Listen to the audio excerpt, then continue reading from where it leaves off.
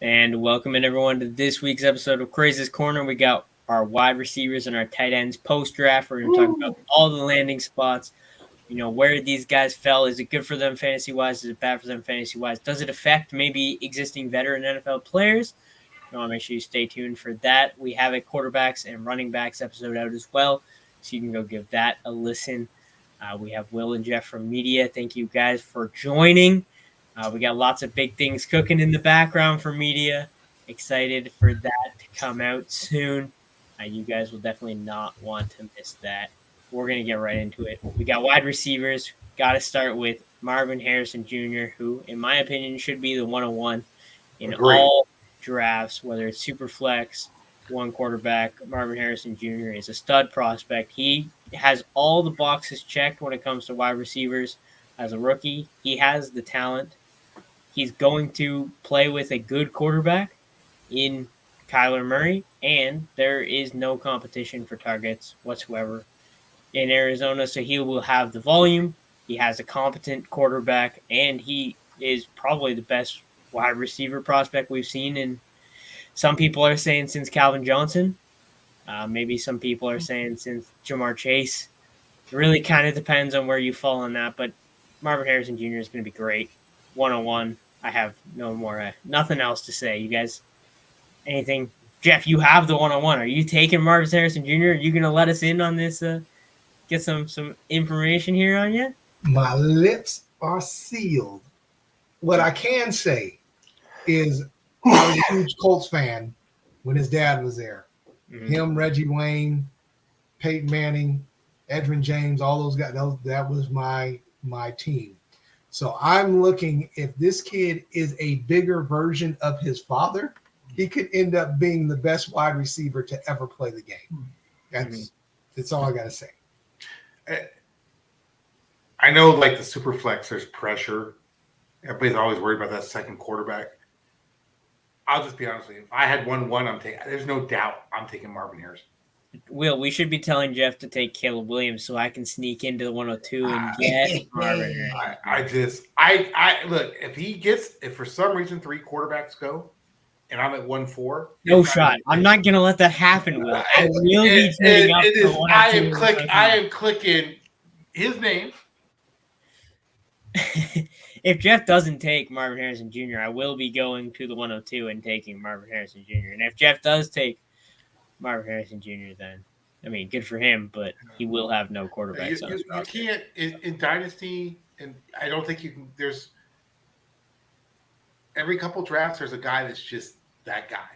Yeah. And you just can't, I mean, you lock someone in your roster for 10 to 12, 15 years. I mean, what, shit, that's, like, you can't pass on that. You just can't. Unless you're Jeff and you really need to get Caleb Williams on your team. You know, you need a quarterback.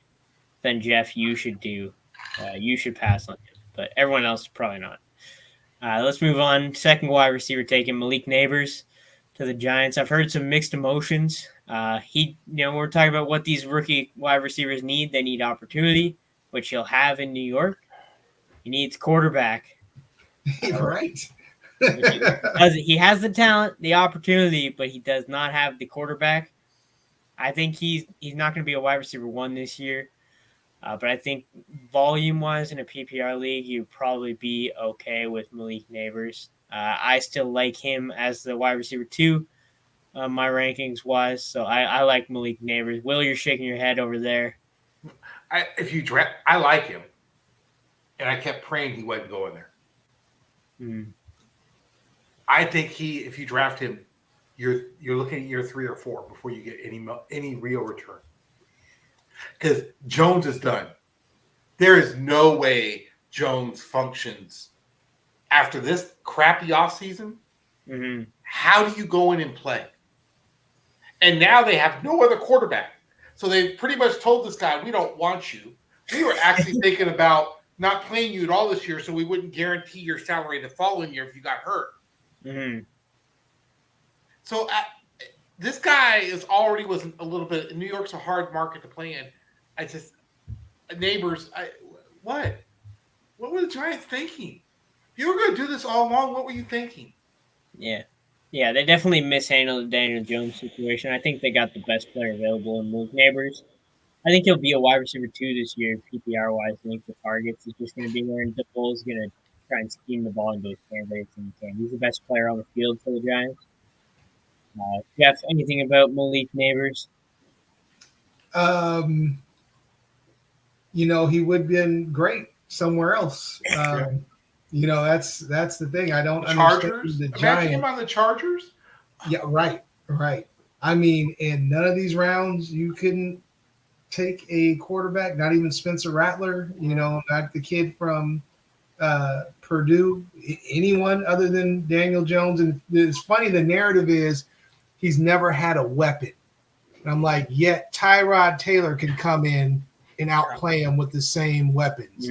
Yet some kid off the street, Tommy DeVito, whatever the hell his name is came in and did okay with the same. I'm like, come on, guys, just admit you messed up that pick.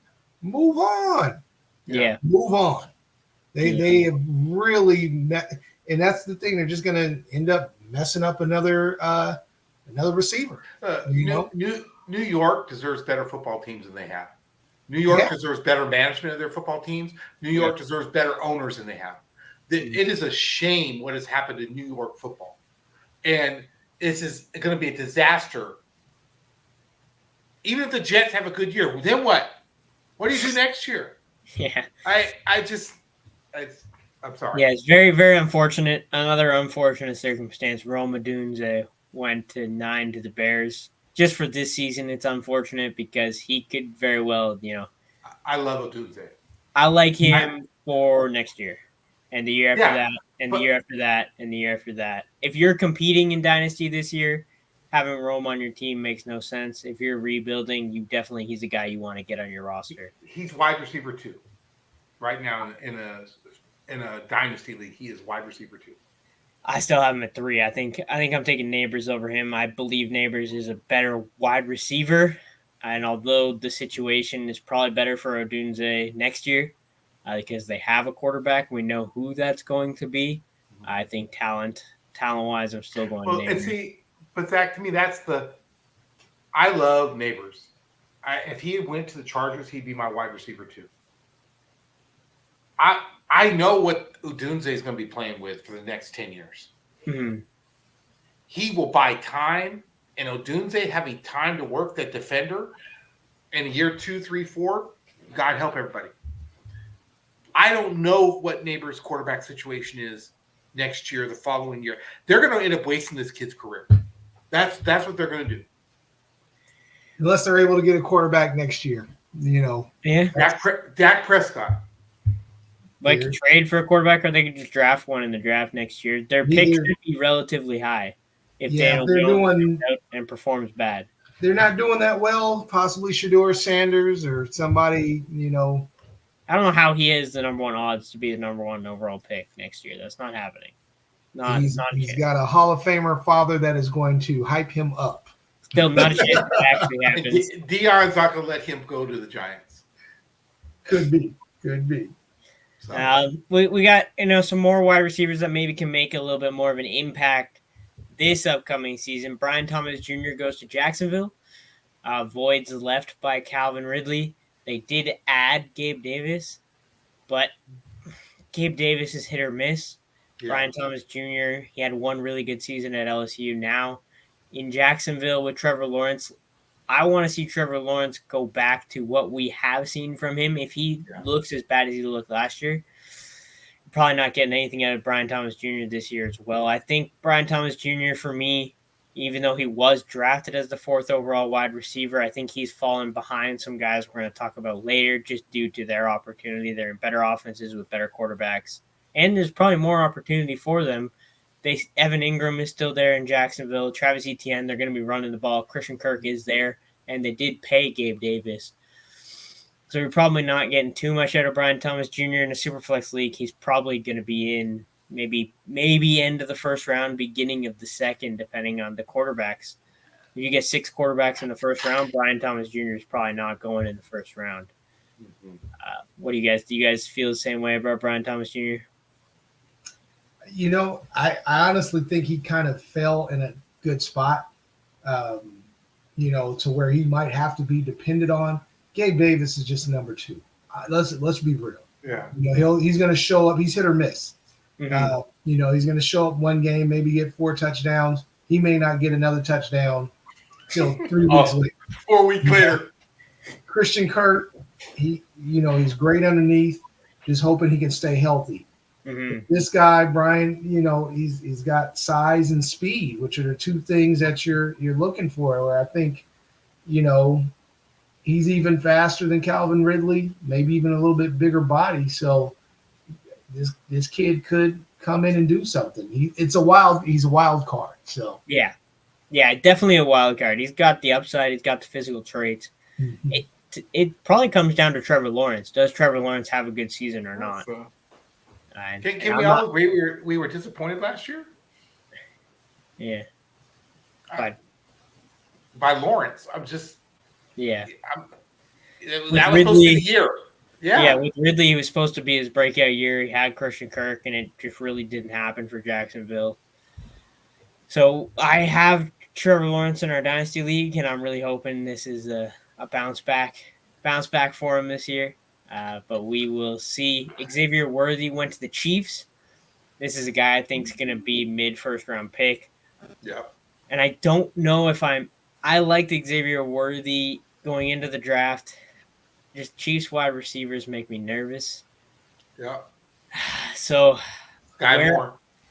Probably pick 107, 108 is where I think he's probably, for me, Dynasty startup draft, or not startup, but Dynasty rookie drafts. That's where I think I would go on him. And that's where he's going.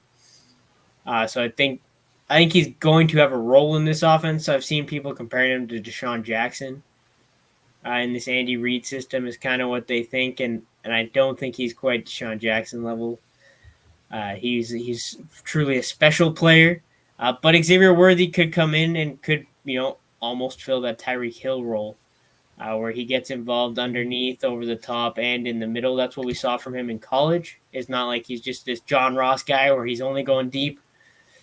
He can do it all, but with Travis Kelce there, Rashee Rice, I just don't know volume-wise what it's going to be for Xavier Worthy. So I would probably pass on him for some of these other options. But this is a deep wide receiver class, and if you like Worthy, take your shot. He's got, Marquise Brown's there this year, probably not after this year, but with Marquise Brown, Rashee Rice, Travis Kelce, he could be the 4th target in this offense. But if he hits, he could be a Tyreek Hill and be a wide receiver 1.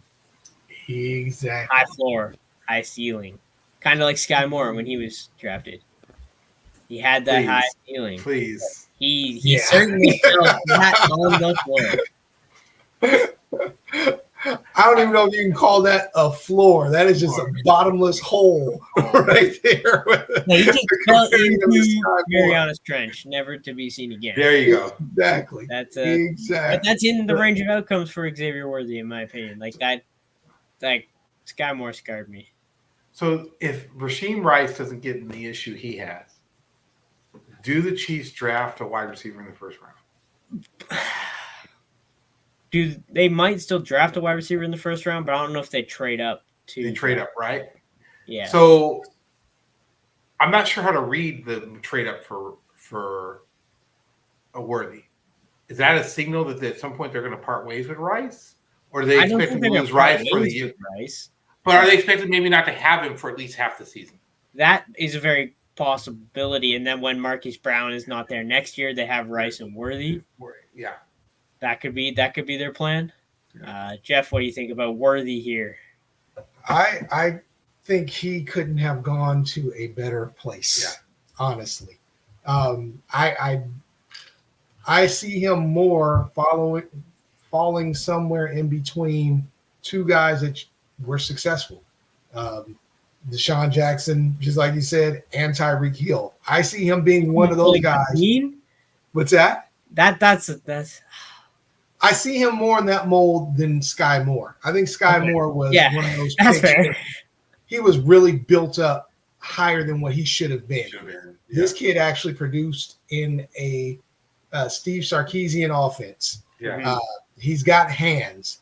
He has set a record at the combine. So it's just like, he is truly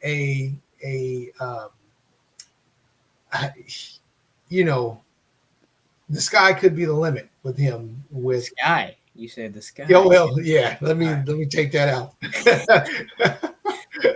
He could be great in the system. Andy Reid knew what he was doing when he drafted Deshaun Jackson. I mean, people overlooked him being from Cal. Tyreek Hill, what was the third round? People were worried about him. Like I said, I think Sky Moore was an aberration. I think he's going to hit with Xavier Worthy. They're clearing house with other riffraff that they no longer need, MVS and all those guys. And I think that they are truly going to set up things for him to be successful. A lot of those, they know that they're going to set guys up. He's going to be used in a number of ways. That's I think his speed is setting him up to be used in a number of, and then especially with the issue with Rashee Rice, I think they're going to try to use him. They might force him to be good this year. So I think this draft pick hurts Rice too, because as you said, they're going to get Xavier Worthy involved all over the field, and that's kind of where Rice saw his targets last year, was they were giving him involved short, and that's not something that if they're giving Xavier Worthy short passes as well, it's not going to be as many for Rice. So we'll move on next to a guy that I'm kind of interested to see where you guys fall on, Ricky Peirce. He went in the first round to the 49ers. Similar situation to Rome, where he's probably not going to see much this year behind Debo and Ayuk. But there's a very good possibility Ayuk's not back. After that, they could trade him. They talked about them trading Debo as well. I was surprised by the pick. I didn't have Ricky Peirce as a first-round pick. Talent-wise, he's got great hands. But Kyle Shanahan, if this is really Kyle Shanahan's guy, then maybe he can kind of come in once, next year and fill some sort of role in this offense. Do you guys think there's any chance he has a big role in the offense this year? He's a next year pick for you guys. And where do you guys think he should go in rookie drafts? Is he a mid-second round pick because you have to wait till next year?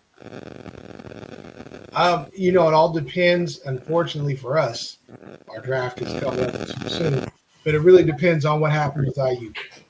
To me, that's really what it's about, because I don't think just the bond between Debo and Purdy isn't that strong. So it's either Kittle, and then who else after that if it's not Ayuk? So that's where I'm thinking this kid could actually slide in. He's quick. He's got hands.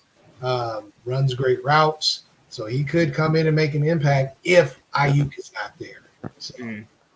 Yeah, if Ayuk's gone, then I think he definitely has a big role to fill. If he's behind Ayuk and Debo for this year and maybe even next year, then I think really getting into a situation where he probably wasn't even worth the second-round pick in your rookie drafts. Will, what do you think about Peirce? I think you're drafting him for future years. He'll have some numbers this year. It just depends. I don't think they're going to move on from Ayuk. I think it's Debo who's in his last year with the 49ers. Could be. And Peirce could come in and fill that Debo role. Yeah. Better than he'd fill that Ayuk. And the 49ers aren't stupid, right? If you're going to draft a wide receiver, need a wide receiver, this is the year to do it. Yeah. They got there's lots of talent. Yeah. I mean, they could have had Xavier Legette, who's obviously by far and away the best wide receiver in this draft class, who went 32nd overall to the Carolina Panthers. Are you sure you're not tricking us and you're planning on taking Legette rather than Harrison? Xavier Legette, 101? Yes, 101. Legette, there you go. Yeah. I mean, Xavier Legette, if you were to only look at what he did in his last year of college, you would think that this guy would be, a top 5 wide receiver in this class for sure. Unfortunately, though, he had 4 previous years of college, and nothing really happened. But we're going to ignore those 4 years. He's going to come in and be, he can be the reason why Bryce Young kind of takes that step forward now with Deontay Johnson and Adam Thielen there. Fantasy-wise, though, for Xavier Legette, being that you already have 2 guys there who are going to demand targets in an offense that's probably not scoring too many touchdowns, probably not. Can you let us in on who those guys are? But Deontay Johnson is going to get his targets, and Adam Thielen is going to get – Adam Thielen's going to get his – they both are route runners who are just going to be open about 5 yards from the line of scrimmage. Yeah, from 5 to 10 yards, Deontay Johnson is your man. That's what they got. That's what they have in Adam Thielen and Deontay Johnson. And in an offense where you're not scoring touchdowns as often as you would hope, if Xavier Legette's not getting those quick passes, which is all that's going to be there, fantasy-wise, you're slim pickings. He might have 50 catches on a year. And that's 2 things. That's if Deontay Johnson decides to hold on to the ball this year after it's thrown to him. And 2, you've never seen him break like a long run after a catch. He does not have good yak at all. Yeah. So I'm just like Xavier Legette. That guy's got some yak. That guy's got some yak potential. Well, that's my case for him. You could be excited. I'm saying you should be. There is reason for you to be excited about Legette rather than Thielen and Deontay Johnson. I'm just excited about none of them for fantasy. I think too few valuable touches to go around. I don't want a single part of this Carolina Panthers offense for this upcoming season. If you have multiple picks in your draft and you can stash him on your roster, could be a low risk, high reward. Mm-hmm. If you don't have a lot of draft capital, I'm not touching him because I think it's a risk. Like Jeff said, he can break plays. He recorded a faster speed last year in college than any NFL player did last year. So if you want to look at just pure upside, he's got that. If they find a way to get him the ball in those short yardage situations instead of going to Deontay Johnson and Adam Thielen for 5 to 10 yards, then that could be. The offensive line's better in Carolina this year, so hopefully Bryce has a little bit more time to pass, which could help Legette. Dave Canales is there, and they traded up to 1 pick, but so that they could have that 5th-year option. But I think they're going to need it. Yeah. Yeah, exactly. I think that's going to be kind of the time where he's hitting his stride. Let's talk about the guy who kind of switched spots with Xavier Legette, essentially, when the Bills traded back to take Keon Coleman. They probably just got another Gabe Davis. Ooh. Probably. That Keon Coleman in college was really good in one game and then terrible in the next game. And if you're looking at a guy in the NFL who's really good in one game and then does nothing in the next game, that's pretty much Gabe Davis for you. I think Keon Coleman, he's got a higher upside at this point in his career. But are we confident with Keon Coleman being that guy for the Bills? Is he the wide receiver 1? I don't think the Bills wide receiver 1's on the roster yet. I'm pretty sure Curtis Samuel is right there. Yeah. I think the Bills are going to make a trade before this is all over. I can't wait for Dalton Kincaid to have 150 targets this season. Yeah, it's going to be fantastic. It'll be great for the running game. Let's go. James Cook. Yeah. The real winner from this draft is James Cook. Cook, you ain't lying. Oh boy. Yeah, I think tight end position. Keon Coleman could be good. I think he's high risk, high reward. Yeah. It's going to work or it's not. You got to bump him up because of Allen. Yeah. Right? And who else is Allen's number 1 receiver? He could very well be Allen's number 1 receiver. So you got to, maybe he can step in and fill out Stephon Diggs' role. So who overdrafts him? There's going to be fantasy owners. They're going to be like, well, Allen has nobody else to throw to me. Let's throw to somebody. I'm taking him. Yeah. Jeff, 101. 101. 101. I actually am just under the impression that and this will probably tank his whole thing now. If I say this, that means sorry. Let's put that. I've Like killed some so many warning. careers last year already with my bold predictions. But I just have a feeling that, I think Allen's going to spread the ball around more, but this kid is pretty physical. He's kind of a bigger target as well. So I think Josh Allen is known for forcing the ball as well. I think they're going to force the ball to this guy. Dalton Kincaid. We'll see. I can't wait. We got Ladd McConkey in LA.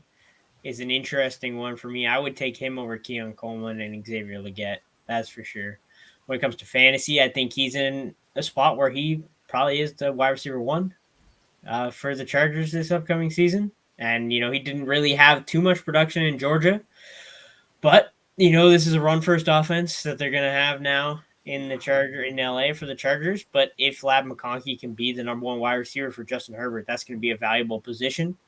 And being tied to Justin Herbert for the next 4 years on his rookie deal, I'm happy with that. I think, Josh Palmer, Quentin Johnston, none of those guys are really like, oh my God, Ladd McConkey's not them. Ladd McConkey's going to be maybe a Deontay Johnson type guy where he's good against zone. He can get open. He's not, maybe he's not breaking, those Quentin Johnson type plays where he's wide open down the field. And dropping them. Obviously never catches. But he's wide open down the field. You can see him down there. He's wide open. Yeah. Never catches the ball. But I think Ladd McConkey's good PPR. He's a guy I would be targeting in my drafts at the beginning of the second, maybe even into the first round. I think Ladd McConkey. What do you guys think about Ladd? Are we in on Ladd McConkey even though Jim Harbaugh's over there running the ball? I am in on Ladd McConkey because even though Harbaugh loves running the ball, he's going to have to let what's his name? Quarterback Herbert throw the ball. Going to have to let him, he may not throw as much as he was throwing with everybody else, but he's going to throw the ball. Mm-hmm. So, and I think it would serve him well to do that on the shorter end of things. Ladd McConkey, when I see him, it takes me back to the Patriot days of looking at Edelman and Wes Welker. It really does, man. The only better place I thought he would land was with the Chiefs. I was like, if he's with the Chiefs, I'm drafting that dude ASAP. Everywhere. Yeah. Yeah, I agree. I think we got a couple more guys we're just going to speed run through here before we get to the tight end. Jalen Polk and Javon Baker in New England. I like Baker better. I know that's not a popular opinion, but both have upside. Both have a low floor, high ceiling because New England's looking for their wide receiver 1. They could be wide receiver 1. They could be, looking for a new team or sitting on the bench. Donnie Mitchell, A.D. Mitchell, went to the Colts. Yep. To be the wide receiver 2 for Anthony Richardson. Mm-hmm. He fell in the draft. I'm not super excited about the fact that he's going to be the wide receiver 2 on a run-first offense.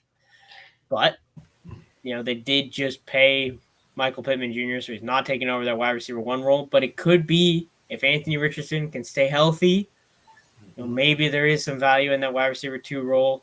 Malachi Corley for the Jets, going to be kind of a gadget guy. Not sure what fantasy value there is. Jermaine Burton in Cincinnati, maybe he's a next year type guy when T. Higgins is gone. Roman Wilson in Pittsburgh is a guy I wanted to quickly talk about. I like Roman Wilson. I do too. I just don't like the situation. I don't mind the situation. Neither do I. He can be their Deontay Johnson, which is a top 24 wide receiver. I don't disagree with that. I don't like that. I don't know. Look, if I'm drafted in Dynasty, I kind of want to prioritize the guys that I know where the quarterback situation is. That's my problem with Neighbors, right? So, do we really believe it's Fields or Russ next to? And then I don't even know what to expect this year. They didn't pick up the 5th-year option. I don't know what. And maybe a late, issue, like a 3rd round pick. Okay.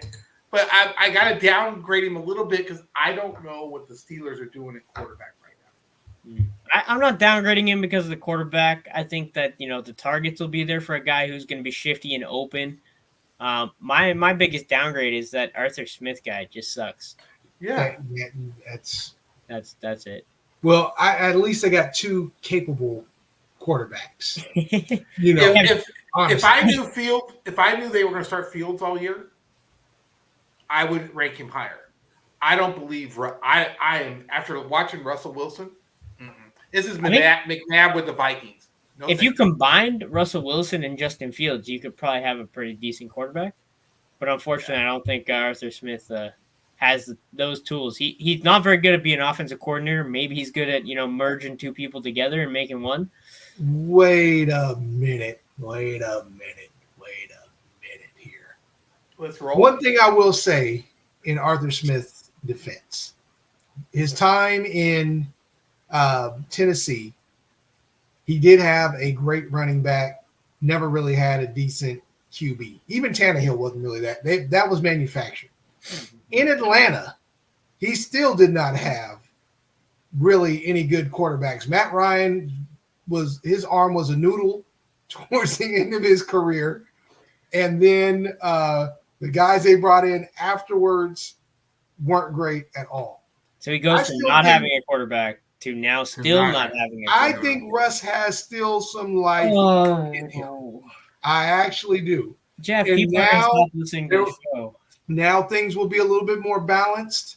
I think undeniably he's got a really good running game with the running threat that they have there with both running backs. Their line is now been overhauled, and I think having that line overhauled, you got to admit the Broncos line was horrible. It was horrible. It wasn't great at all. So now, not having Russ to cook as much as he did, I think he's going to be he throws an accurate ball. He still throws a good ball. So I'm just saying, as far as looking at Daniel Jones and looking at some other quarterbacks, I still think this is a good area. I honestly think Wilson could end up being what Tyler Lockett was in Seattle. So I'll leave it as that. I think Wilson could be what Tyler Lockett was in Seattle, but not for Russell Wilson. I'm okay. Even if we give you that doesn't solve past the season. Yeah. I think, to me, I like Wilson just the fact that I believe Mike Tomlin is an amazing coach, unlike Sean Payton. I don't think Mike Tomlin just got lucky, and that's why he's here at this point. I believe in the Steelers organization, and I believe in them. So I believe that, maybe we don't know who their quarterback is for this year, but I think they'll figure that out. So I'm going to just, you're not going to be drafting Roman Wilson super high. He's not a first round He's guy. not going in the first round. End of the second, maybe mid-second if you're reaching up to get him. But on that point, it's not. See, this is the. I think if we're having honest discussions about this draft this year in dynasty leagues, it's not like we're talking about there's Roman Wilson and there's a big drop off. If you're in the late second, third round, and you're thinking about drafting, there's going to be other wide receivers there that you could easily argue are better. And so, for owners, it's not like you're taking a flyer or, okay, this is the best guy I can get in the third round. There's going to be undrafted wide receivers in the free agency pool after drafts that people are going to be bidding on. Mm-hmm. So, that's the question I'm having. So do you take the sure bet and then use your money to try to get Wilson, or later? This is going to be the art of this draft: is can you make the right decision at wide receiver, not just about this year, but about 3, 4, 5 years from now? Mm-hmm. And you have to factor that in because there's good talent on the board. Yeah, I agree. Let's move on to the tight end position here quickly. I want to really bring up 3 guys. Brock Bowers obviously goes to Las Vegas, who just drafted Mayer last year. They have no quarterback. Brock Bowers, to me, that's a big hit to his value.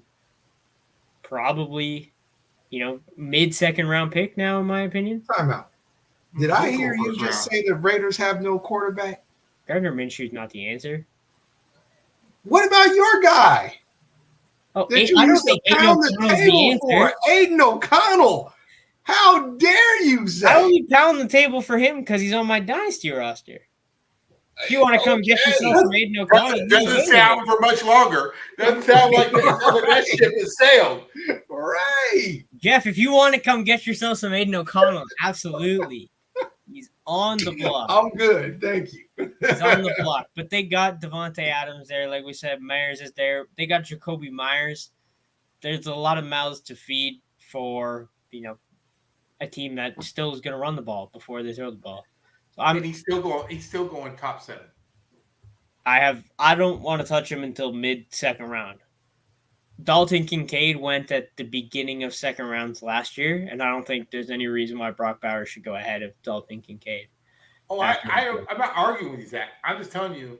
Yeah. In leagues that are built for tight ends, he's not going to make it past. We play in a 1.5 tight end premium league, so I'm interested to see how that works. Ben Sinnott, or however you pronounce it, he went to Washington. I think that's a decent spot if Jaden Daniels can hit.